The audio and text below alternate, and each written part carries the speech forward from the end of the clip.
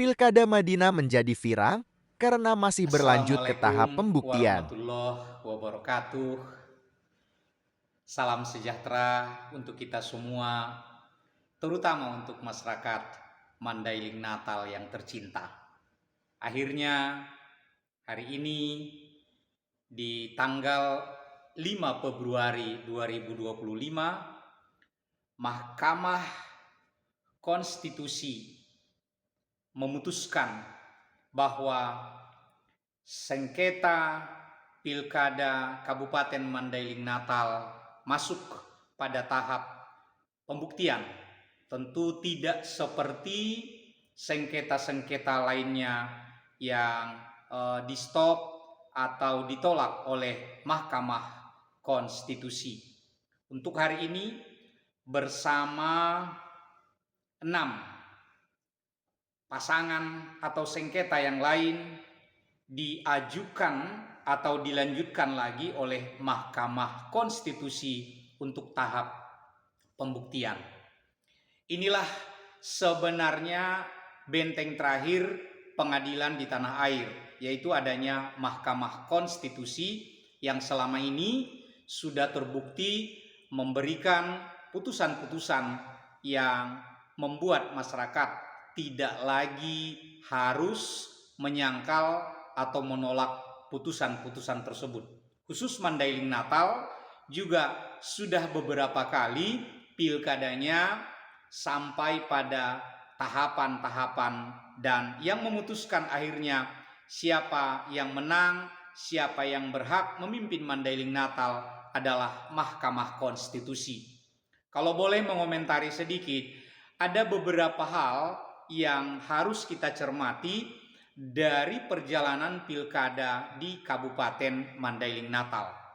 Yang pertama, memang sebenarnya sehingga masalah ini sampai masuk pada Mahkamah Konstitusi itu karena salah satu pasangan calon tidak memenuhi persyaratan berupa penyampaian bukti penerimaan LHKPN sesuai dengan batas tanggal yang ditetapkan oleh KPU Mandailing Natal.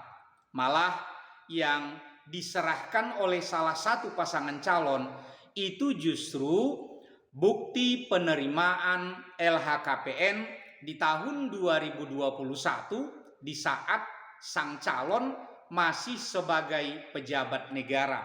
Artinya LHKPN bukti penerimaannya yang diserahkan itu masih sebagai pejabat negara dan tahunnya juga sudah 3 tahun karena kebutuhannya adalah LHKPN di tahun berjalan 2024. Jadi bukti pengirimannya harus tahun 2024, tapi malah yang diberikan di tahun 2021. Ini salah satu kesalahan yang paling fatal, tidak mengindahkan bagaimana yang diinstruksikan KPK melalui surat edarannya nomor 13 tahun 2024 yang dikeluarkan di tanggal 23 Juli. Itu yang pertama, kesalahan fatalnya. Lalu yang kedua, juga ada peraturan KPU atau surat KPU yang bernomor 1536 yang juga isinya menyebutkan bahwa penyelenggara pemilu KPU harus memedomani dan menyosialisasikan surat edaran KPK tersebut. Itu yang kedua. Dan di surat edaran KPK itu disebutkan 3 hal. Yang pertama, bila pasangan calon belum mempunyai akun terkait LHKPN, berarti harus mendaftarkan akun dulu, lalu melaporkan harta kekayaannya. Itu yang pertama. Lalu yang kedua, jika sudah mempunyai akun LHKPN, tetapi akunnya tidak aktif lagi, karena tadinya calon itu misalnya sebagai seorang pejabat negara yang dilaporkan secara periodik, tapi tidak lagi akunnya aktif, maka harus dilaporkan kembali ke KPK.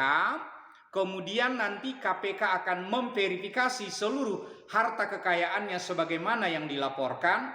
baru bukti penerimaannya itulah yang diserahkan pada KPU. Lalu yang ketiga, kalau calon itu adalah pejabat negara yang LHKPN-nya masih dilaporkan secara periodik dan masih aktif, maka cukup LHKPN per tanggal 31 Desember 2023, itu batas akhirnya.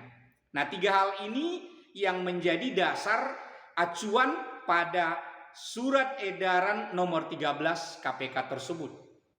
Kemudian, kesalahan yang ketiga KPU Mandailing Natal, sudah ada rekomendasi dari Bawaslu Mandailing Natal agar menyatakan tidak memenuhi syarat salah satu calon yang LHKPN-nya tidak sesuai tahunnya. Itu sudah ada rekomendasi dari Bawaslu.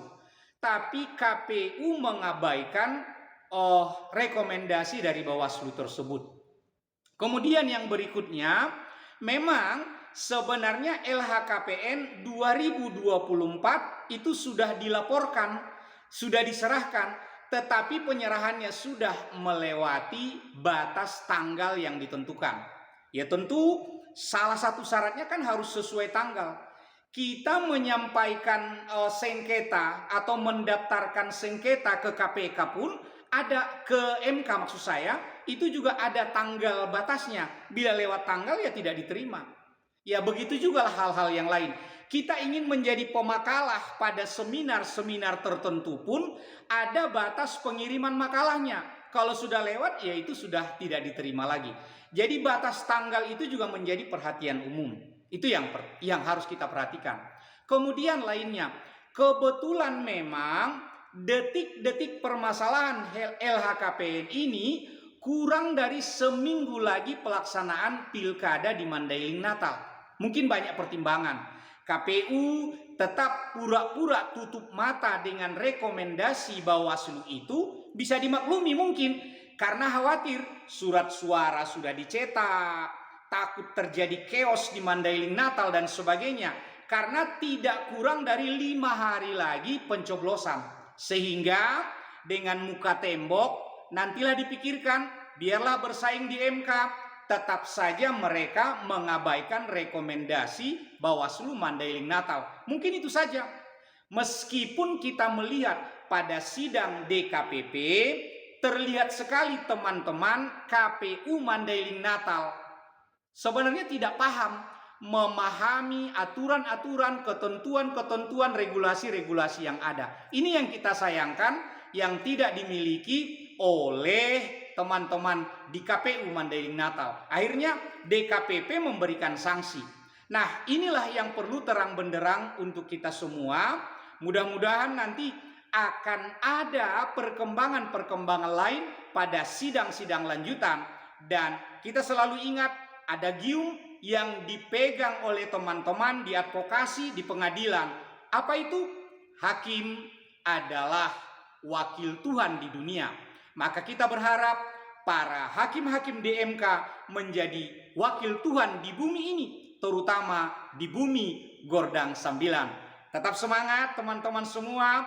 Mari kita nantikan paling lambat tanggal 17 nanti apa yang akan diputuskan oleh Mahkamah Konstitusi terkait perkembangan-perkembangan, terkait bukti-bukti dukung baru atau bukti-bukti dukung yang sudah ada dalam perjalanan Pilkada Mandailing Natal. Tetap berdoa yang terbaik, mudah-mudahan Tuhan mengirimkan pimpinan yang terbaik untuk Mandailing Natal agar tidak selamanya tertinggal dari kabupaten-kabupaten yang seusianya didirikan. Terima kasih, itu saja dari saya. Wassalamualaikum warahmatullahi wabarakatuh.